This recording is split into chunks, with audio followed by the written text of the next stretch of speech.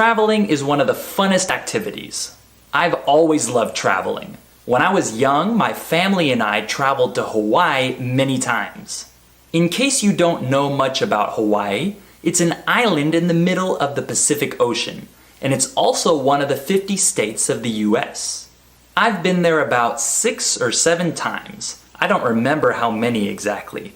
It's definitely one of my favorite places in the world. Hawaii has plenty of really beautiful beaches, and the lifestyle there is slow and calm. But even though Hawaii is one of my favorite places to travel to, in general, I prefer the countryside, the forest, or the mountains more than the beach. So I love taking camping trips and road trips. I've taken a few different road trips through the US before, and I just recently took a road trip through the Tuscany region of Italy. It was one of the most incredible experiences I've ever had. If you ever get the chance to go to Italy, I highly recommend you to rent a car and drive through Tuscany. Trust me, you won't be disappointed. Speaking of Europe, I also took a backpacking trip through Portugal and Spain a few years ago. It was my first time backpacking, and it wasn't easy. We spent a lot of time walking and taking buses and trains, and the whole time we had these big backpacks on our backs. We stayed in some pretty low quality hostels, and thus we had some bad experiences. The worst thing that happened to me was that I was bitten by bed bugs when I was in Madrid.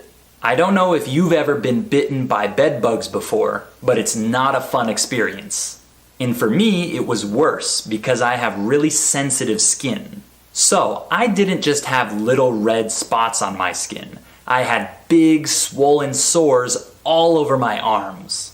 So if you plan on staying in hostels when you travel, you should definitely read the online reviews first.